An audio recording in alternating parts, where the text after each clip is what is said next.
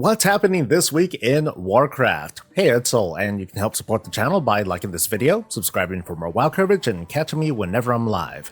Merry Christmas in advance, and with most of the WoW team out of the office, we shouldn't expect any patch-size bombs to drop, right?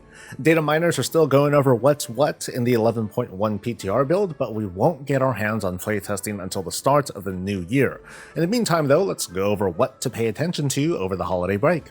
First, in Hotfixes, we have our usual ironing out of issues from the most recent patch. In this case, we now learned how to collect all the gems for Circe's Circlet, and it's to simply defeat the summon rares over and over again until you've unlocked all of them. If you need more, you'll be able to purchase them for a measly 50 Flame Blessed Iron each, and you can trade these to alts.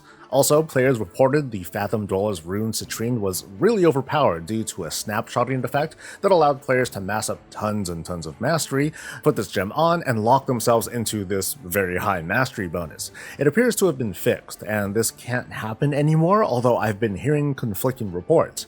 Knowing this is on Blizzard's radar though, we can count on the overpowered effect to be completely gone ahead of when this matters most, when the new season begins. Anyway, back to the island, all that's left to do now is to farm up the cosmetics and item level upgrades for the ring when you feel like you're ready.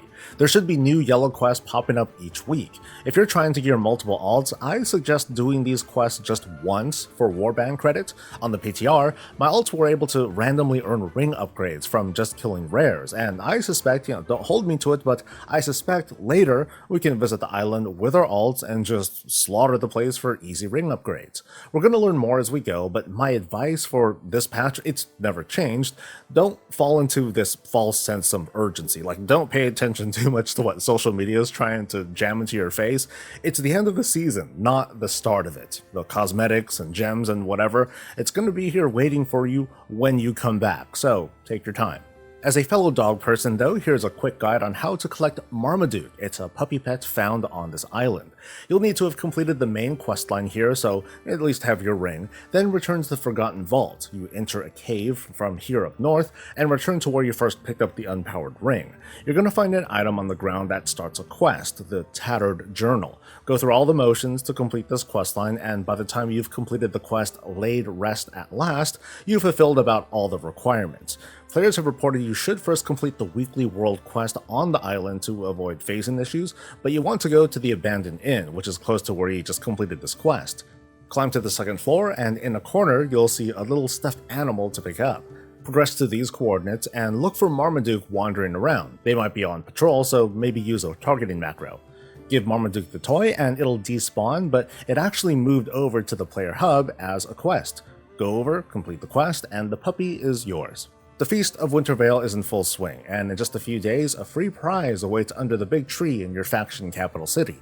Meanwhile, there are a few notable additions to point out. The holiday vendor now sells most of the holiday ensembles, and it only costs gold. The exceptions, as usual, are the hat, which drop from select raid bosses. What's interesting here is these appearances don't have that tag saying they're only usable during the holiday, so just like your garrison, it looks like your characters can celebrate Christmas year-round. The Grinch is back as usual with some tweaks. We can now take a sleigh ride from our capital city all the way over to Hillsbrad/Alterac to get to him. The encounter has changed a tiny bit and has a chance to drop Grunch, a battle pet.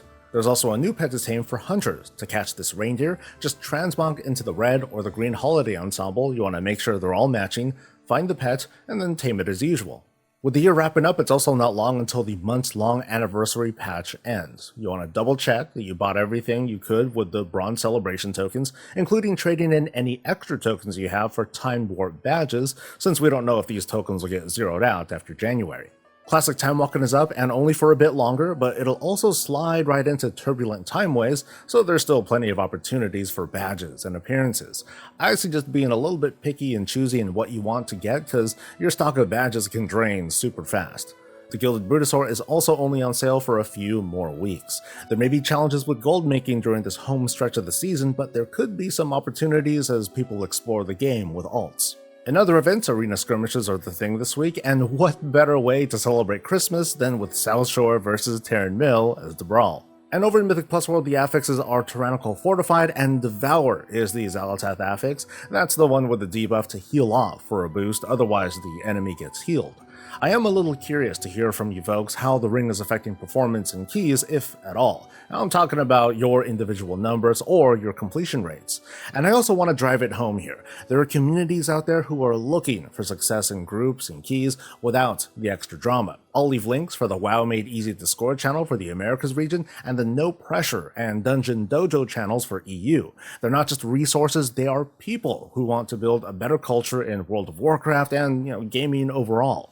That's going to be a wrap, and while there's no expected news, I'm always down for a chat. If I can squeeze this in, I'd like to talk more about how Season 2 is giving even more accessibility to high-level gear, and I want to share some findings and theories with you all. So stay tuned for that and a limited stream schedule, but I wish you a very Merry Christmas and Happy Holidays. Please like the video, subscribe for more WoW coverage, catch me live, and I'll catch you later. Stay safe, stay healthy, and stay breezy.